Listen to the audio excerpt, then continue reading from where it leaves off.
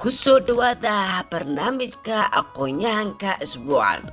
Sida la socotaan maalmahan oo kale ayaa aqoon-yahanka loo baahan yahay si uu badbaadiyo dalka. Haddaba waxaa marti inoo ah aqoon-yahan, professor, doctor, engineer maqalin jabin. Kusoo dhawo professor.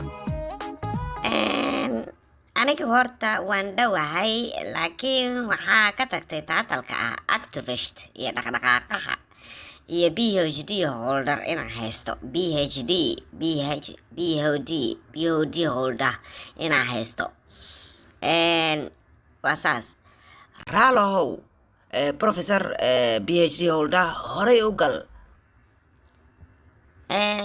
waa sax, hambalyo waxaa leeyahay ummadda meel walba ay joogto. hambalyo, congratulation. asbuucan wuxuu ahaa asbuuc shacabka lagu soo daayay aqoon-yahanada, kuwoodii ugu horsareeyey, kuwoodii ugu cuslaa, kuwoodii ugu qaalisanaa, kuwoodii jeebkoodii aadka u furnaa. oo hadda jeebka furanna wixii kusoo dhacaa maaragtay run ahaantiina ay tahay aqoonta.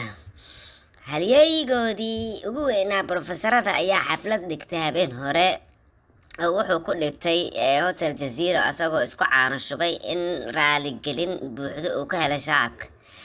run ahaantii aniga waan kasoo qeybgeli lahaa, laakiin xafiiska ayaa waxaa igu soo dhacay warqad laigu soo casuumay oo iga timaaday casuumad wadanka China iyo wadanka America iyo wadanka Dubai.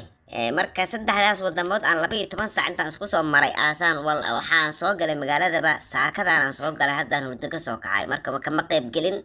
haddii aan ka qayb geli lahaa waxaa meeshaas ka dhici lahaa run ahaantii hadalhayn badan oo dhinaca warbaahinta ah. hadda inkastoo aysan warbaahinta si fiican hadaladii meeshaas ka dhacay aysan banaanka usoo maaragtay faafin because anaa ka maqnaa.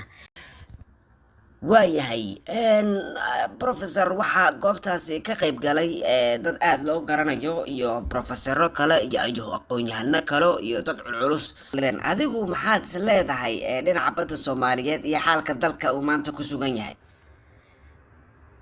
aniga oo horaan kuugu sheegay muddo 30 sano ka hor aan sheegay waqtigaas oo dalku uu madaxweyne ka ahaa Farmaajo, baddaas waa lasoo qufaa oo wixii digir iyo masago ku jirana waa lasoo bixinaa, wixii saliid ahna Kenya aan ku iibinaynaa. but I'm still waiting for xafladda halyeynimada iyo runta aan ka sheegay 30 sano ka hor in laga qabto. run ahaantii waxaan leeyahay raggaan asxaabtii hadda telefishinka aan ka fiirsanaya aan ugu soo noqday, raggaas aniga anaa u diray mahaas oo meesha markaa u dirayna runtii waxaa igu dhacay in maaragtay wixii lagu shubay aysan waxba iga soo shubin. marka waxaan kula talinayaa aqoon-yahanada mahaas ka qayb galay iyo meeshaas ka qayb galay labadoodaba in wixii lagu shubay ana igu soo shubaan, haddii kale waa isku wada shubay ayaan leeyahay. wariye waad mahadsan tahay. haddana shiraan u socdaahe shiraan waxaan ku leeyahay Addis Ababa aan diyaaradan ka gaaraye. macsalaamo. kaasi wuxuu ahaa aqoon-yahan, professor, dhakhtar, PhD holder, activist, Mr. maqalin jabin. waad mahadsantahay Mr. maqalin jabin. haddaba waa barnaamijka isbuuclaha ah oo aad mar walba nagala socotaan goobtan madaxda TV. waa inoo iyo asbuuca dambe oo aan ku wareysan doono professoro, aqoon-yahano, siyaasiyiin, dhaqdhaqaaqayaal, activistiyaal, dhakhtaro iyo dad badan oo aad u culus. waa anigoo wariye kartoosh ah, waxaan idinkaga tegayaa sidaas iyo nabadgelyo.